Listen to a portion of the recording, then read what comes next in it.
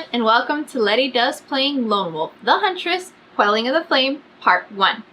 So, for those of you that don't know what Lone Wolf is, it is a game book series, and that is kind of like a D&D campaign, but solo. And this book that I have right here, Quelling of the Flame, is going to be the second book in this trilogy. I have already made my character and played with her in the first book, Marked for Death.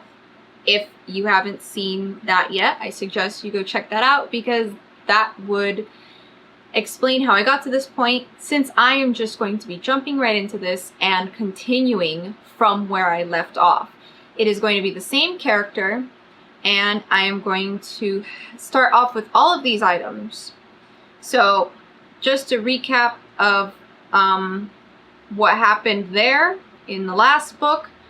I had all of these were my hunting arts. I had Wordcraft, Drovadas, the Boris Gunner, and the Mark of the Agarashi.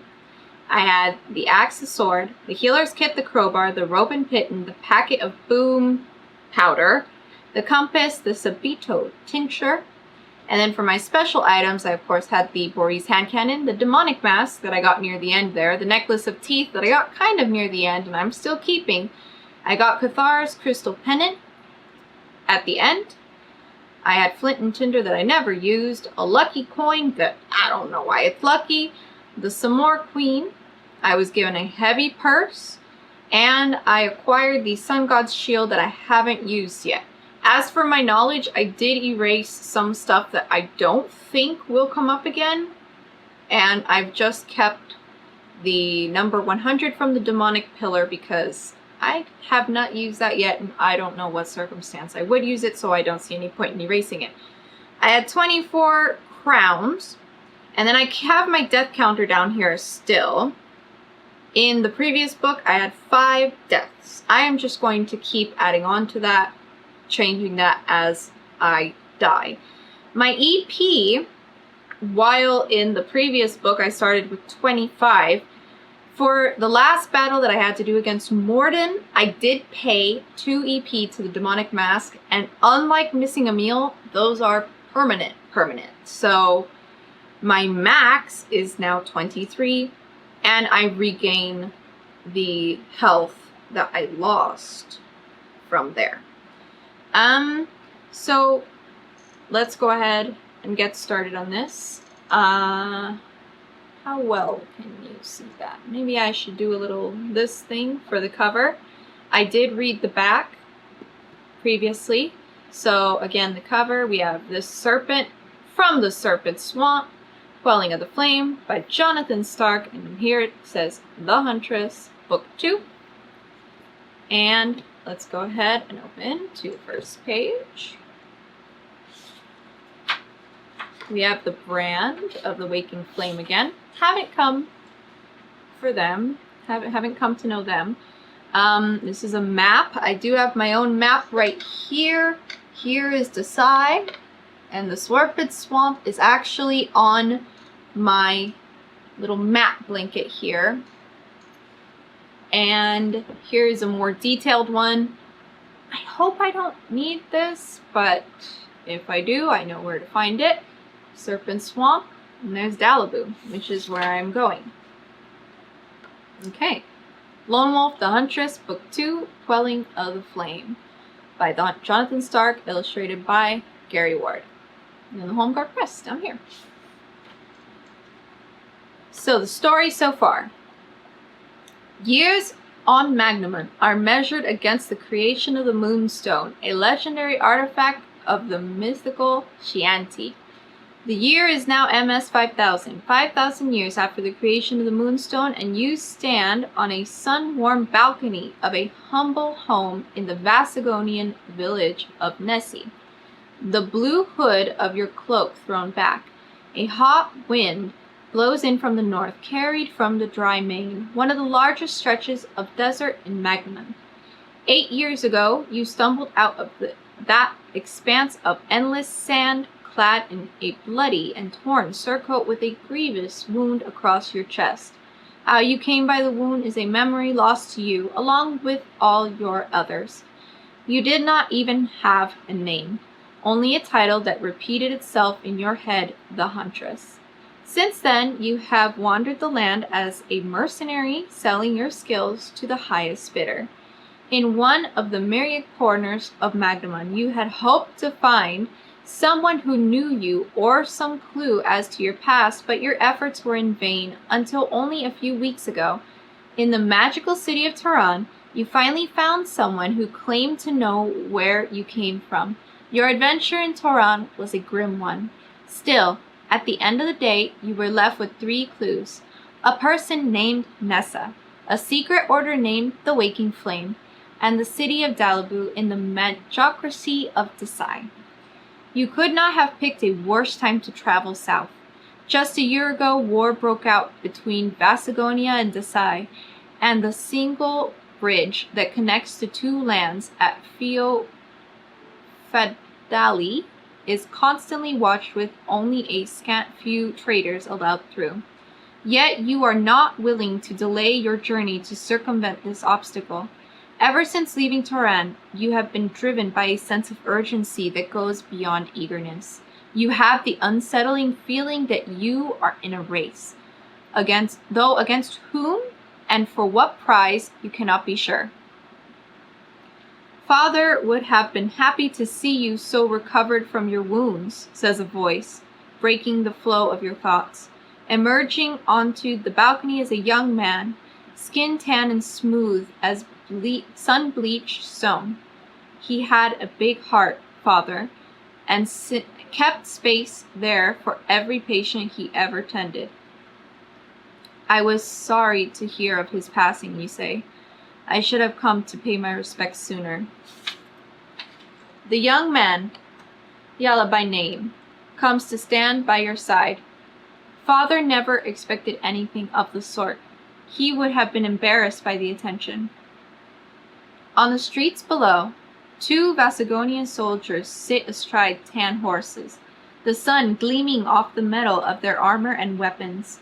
A line of Yala's children, carrying pails of water from the nearby Kuroda River, make a game of chasing each other around the horses, trying to see who can spill the least.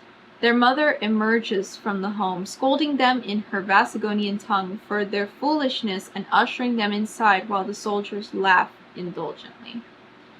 I have spoken of your need to Anya, and she agreed that I should help you cross the border, Yala says, watching the scene unfold below and waving to his wife. Fortunately, the Sakan is still allowing traders to pass as long as their family stays behind. It is good you looked like us. If your skin was pale, your hair golden, you would never be able to pass the checkpoints.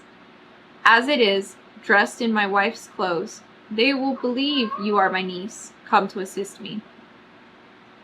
Are you sure you won't accept more in return, you press? I am willing to pay it. Yala waves your offer away politely. You are already offering more than enough for my family's needs. If I take more and it is noticed, the soldiers will begin to wonder where I got it, and there will be no more smiles. He gestures down to the soldiers, now cantering away. Anyway, Father would never forgive me if I denied you.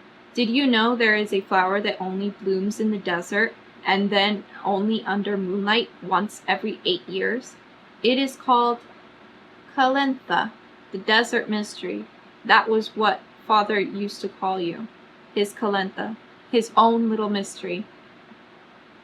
You mean no other women have come wandering out of the desert since me, you joke? To your surprise, Yala looks troubled. Not women, no, he says. But now you remind me. Not long before Father died, 2 men came from the desert. They were Duaman.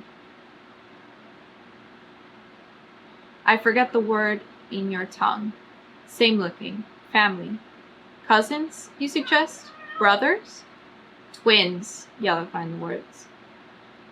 They came from the desert, but did not seek aid, only water for which they paid in gold, only gold.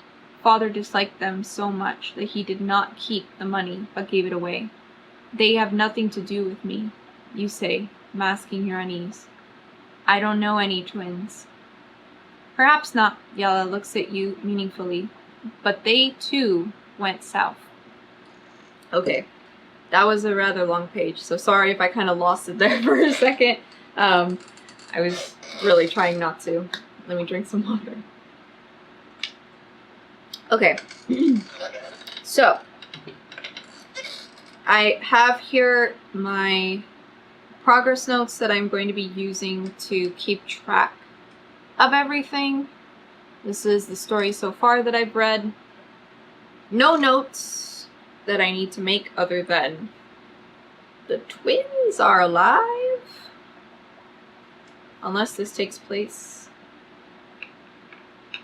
before the prequel? I don't know. Let's see. So here's the action chart in the book. I already have that printed out and filled out with my existing items. Here's my combat record. I already have that as well. The game rules. Oh, shit. Come on.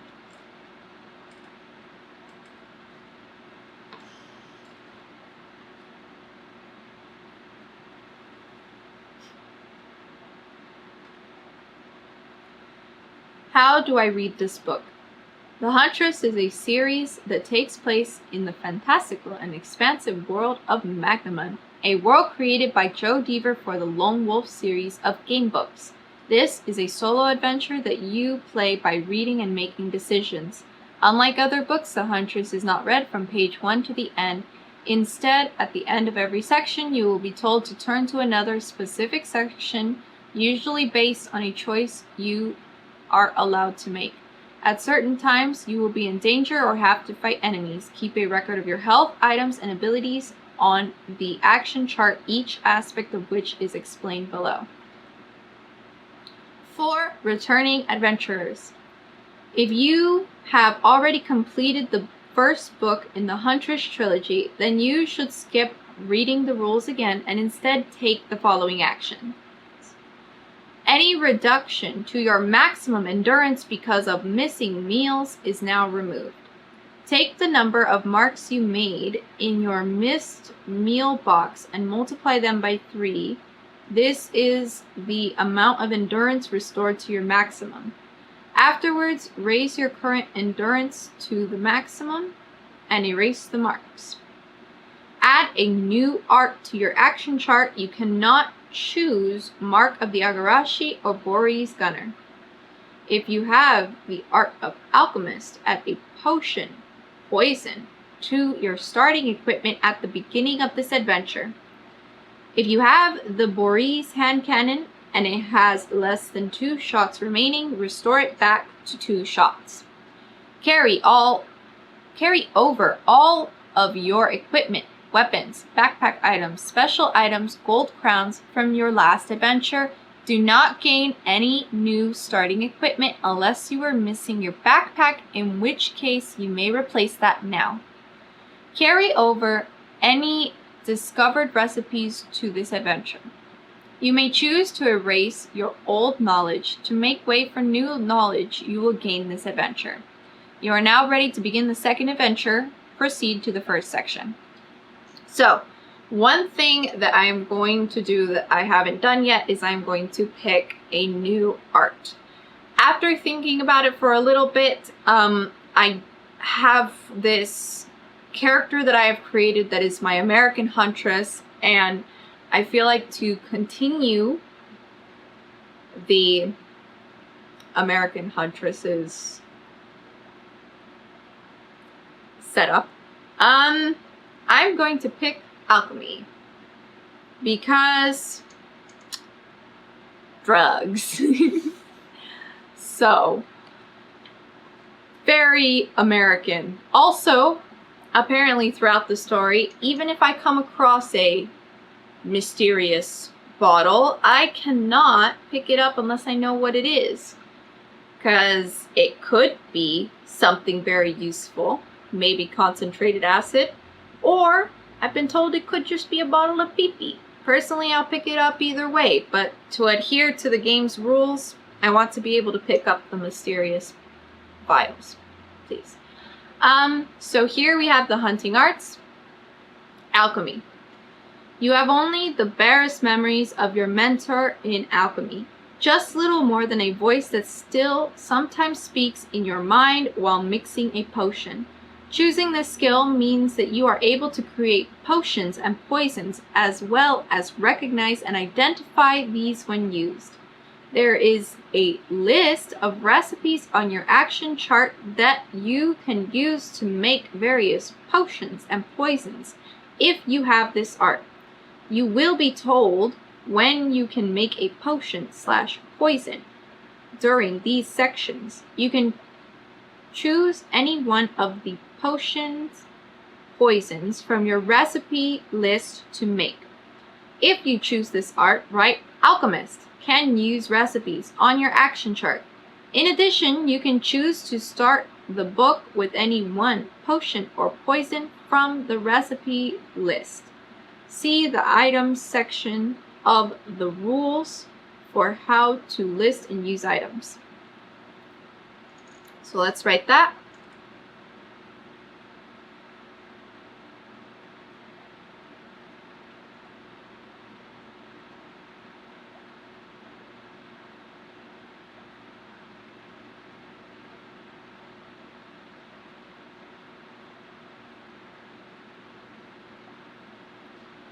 Now, this does leave me with a question, because I can pick, if I pick this one,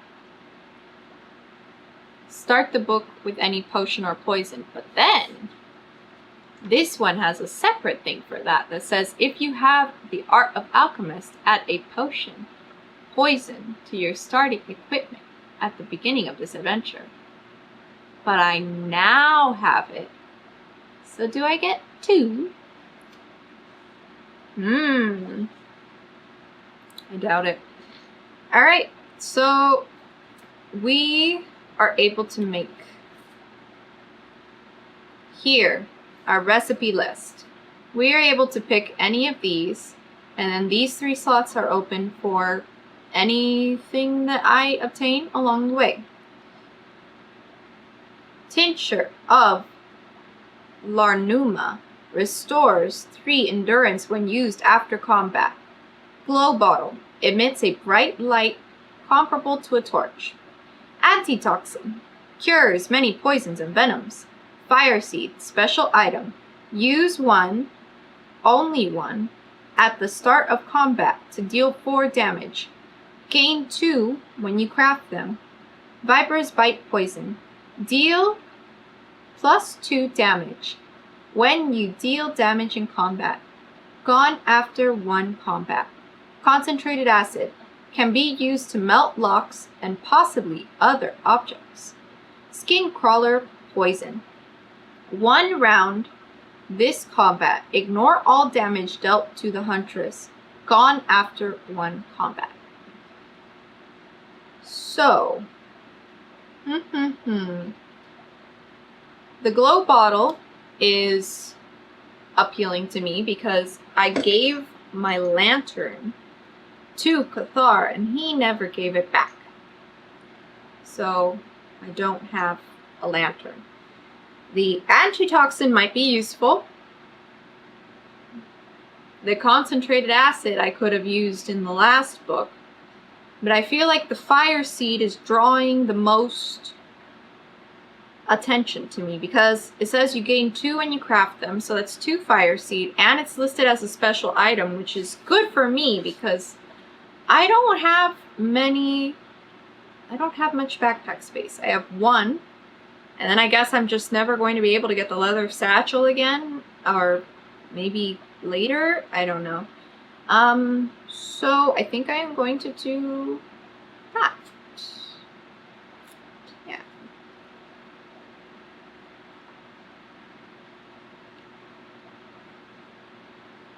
I also rewrote everything to make it smaller so that I have more room for more special items. Deal 4 damage. I don't want to write that as +4.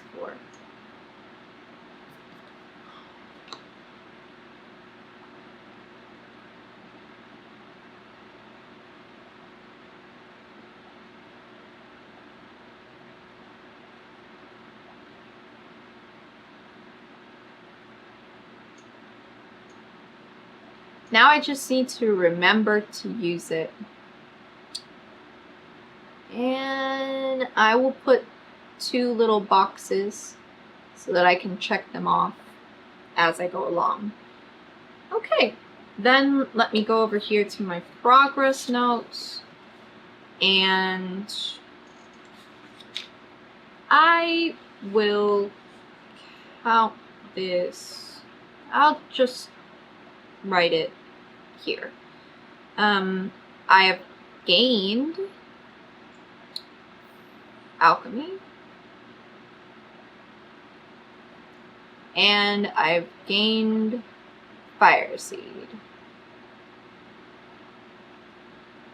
Okay, nice. Moving on.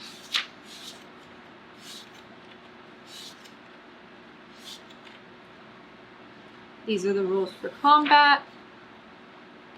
No need to go over that. Okay, so now we have set everything up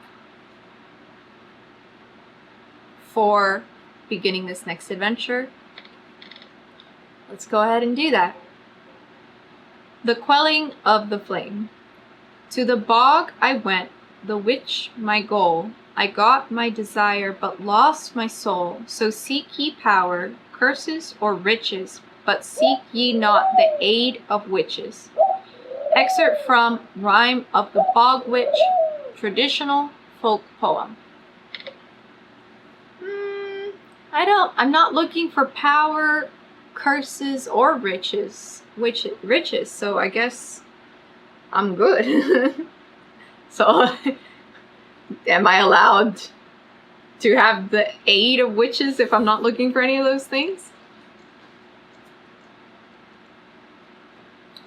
Stop it.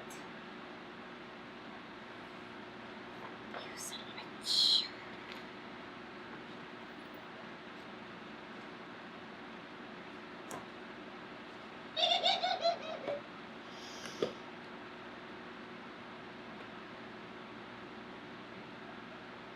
Only when the moon rises and the desert roads cool does Yala bid Anya and his children farewell and mount his duraba, a 10-foot long covered wagon that is more than a one-room home on wheels, pulled by 2 horses. When Yala travels, he lives in his duraba, as well as using it to carry his wares, ceramics and cookware made by his own hand, and beautiful clothing weaved by his wife. You ride the front of the wagon next to him, wearing a body-length black and red robe and a sash to cover most of your face. In this way, you hope to pass as Yala's niece and avoid questioning by the guards at the border. Thankfully, the northern border is not the primary focus of the war, Yala tells you.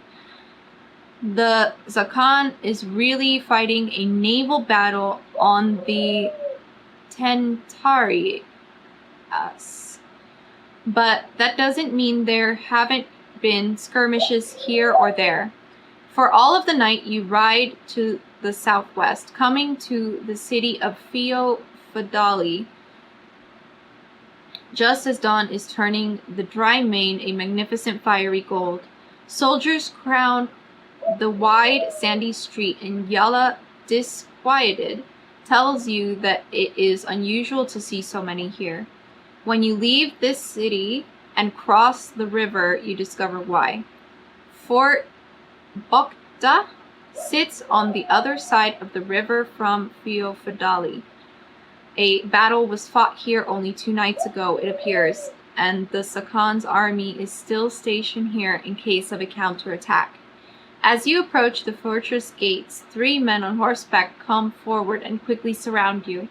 2 leap down and begin making a thorough inspection of the duraba, while the third, a dour man, with a perpetual scowl, begins interrogating Yella, asking who he is, where he is going, and why. For several minutes, Yella calmly answers his questions, and then the guard abruptly turns to you. "And who are you?" he barks. "Do you have the mark of the Agarashi, or the special item, the demonic mask? If so, turn to 84. If not, do you have the art of wordcraft? If so, turn to 52. Otherwise, you let Yella answer for you. Turn to 140. So here's the thing. I do have the mark of the Agarashi and the demonic mask, but I have a feeling that those two aren't going to be very good things in regards to not looking sketchy. So, instead of doing that, can I just use the word craft? Because I feel like now that my face is completely burnt, wordcraft isn't going to get me very far anymore. But I have to do it. So we do page 1. Have. Mask. 84. Let's go.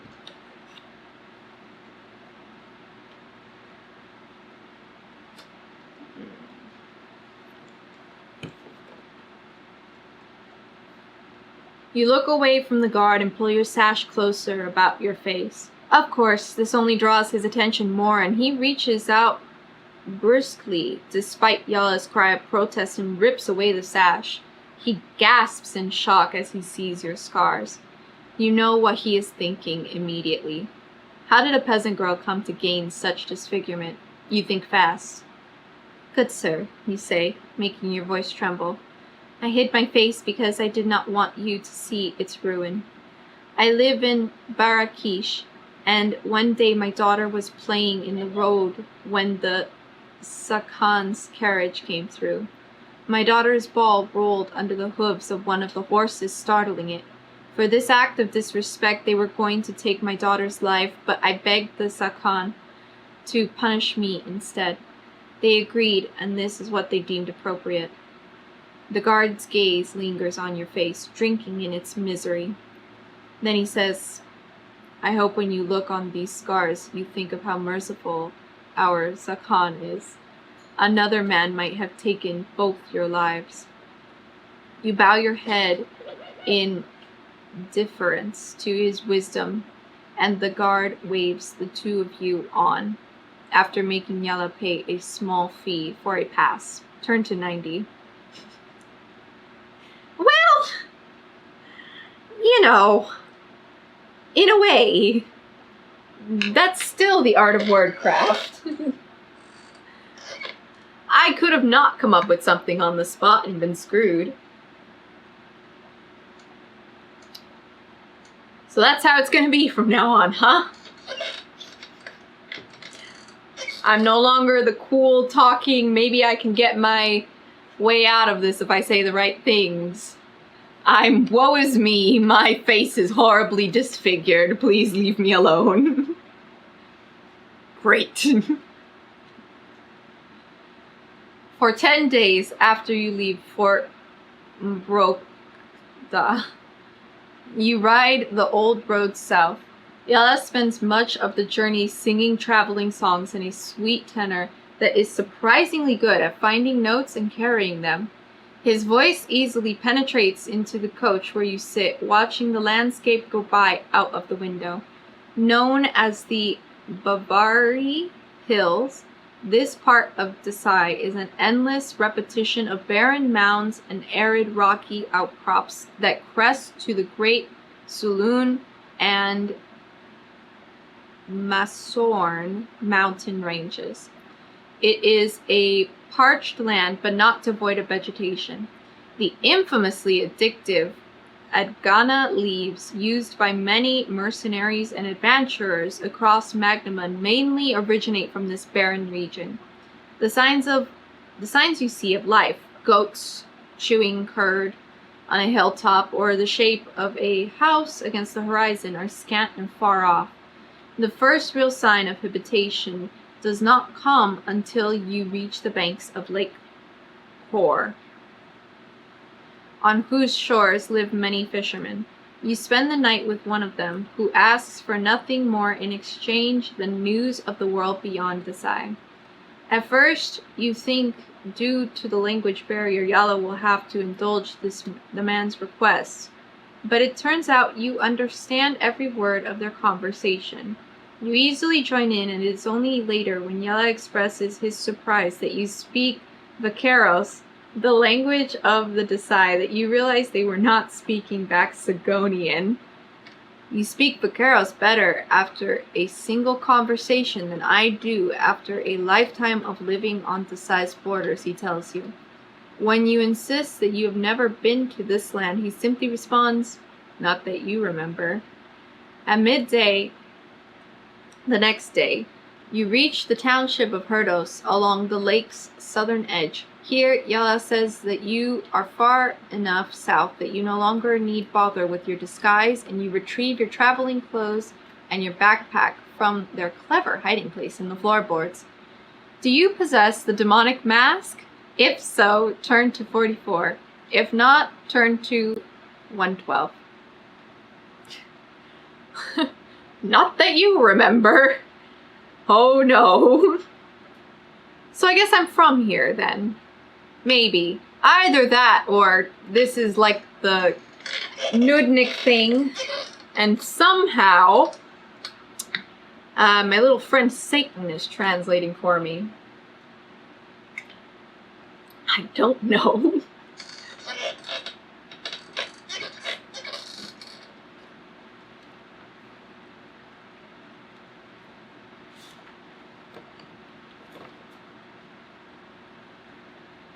The people of Herdos are mostly fisher folk and craftsmen.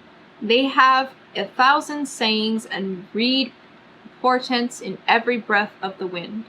They make the signs of warding as you disembark the coach, and it is no great secret why. The demonic mask you claimed from the ruins underneath Toran is realistic enough that it could pass as your own face. It makes Yala uncomfortable as well. He does not invite you to visit the local tavern with him.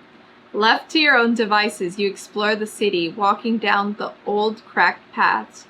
Sensing in every stone-walled abode, you pass the weight of years upon this place. Upon this whole country, in fact.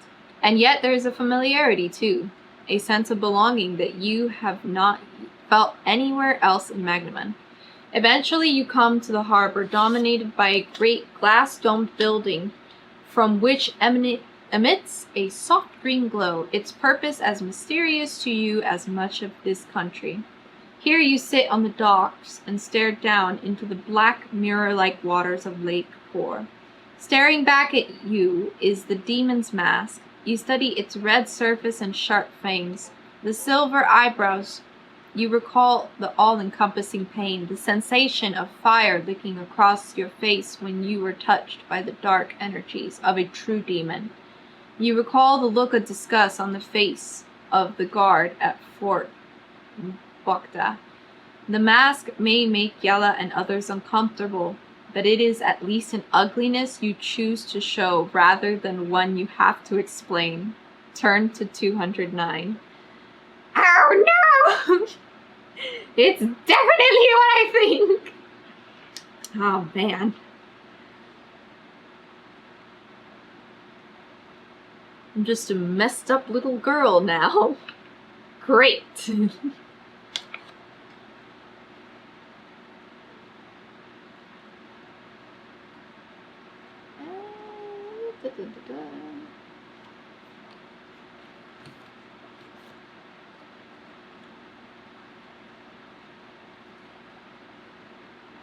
South of Herdos, the landscape goes through a significant change. Hills flatten into grassland, and the vegetation becomes thicker by the day until you ride through the beginnings of a lush jungle. The days are hot, and the nights full of sounds of many chittering, chattering creatures. It is the 4th day after leaving Herdos, and you are sitting in the Daraba with the door open to let in what little breeze you can. Yala is singing a song about a sailor who goes to seek revenge on an evil captain who wed his wife. His mother drove her to drink and spent the sailor's inheritance. You only half listen, occupied instead by counting your remaining gold crowns. The trek across northern Magnemon has not been cheap. If you do not find the answers you seek in Dalobu, you will have to take up work of some kind. You wonder which side of the war would pay better, the Desians or the Vasagonians. If you have the special item Heavy Purse, then you still have crowns remaining from the Brotherhood's gift. Erase the purse and choose one of the following. Add 15 crowns to your total.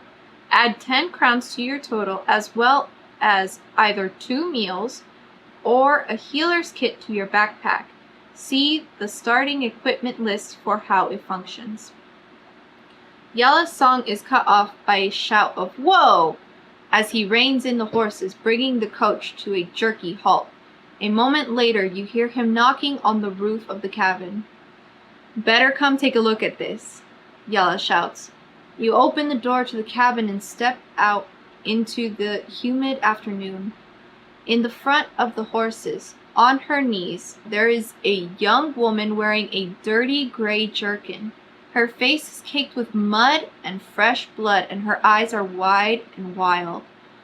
When she sees you approaching, she gets to her feet and stumbles to you, limping badly with an arrow through her right leg.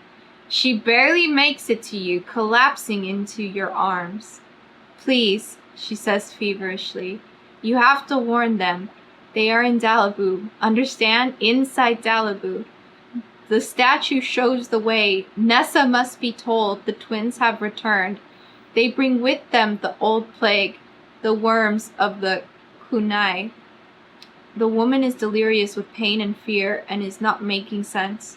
You notice a curious brand on the woman's forearm, a half-lidded eye inside a spire of flame. Do you have the red ring?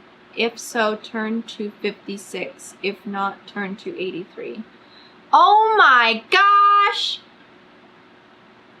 This is the thing from the prequel! Okay guys, so I filmed parts 1 through 4 of this Let's Play all in one go, and this clip that you're watching marks the end of part 1. Stay tuned for part 2. That's all I got for you for now. Get out there, do all the stuff, and I'll see you next time. Bye!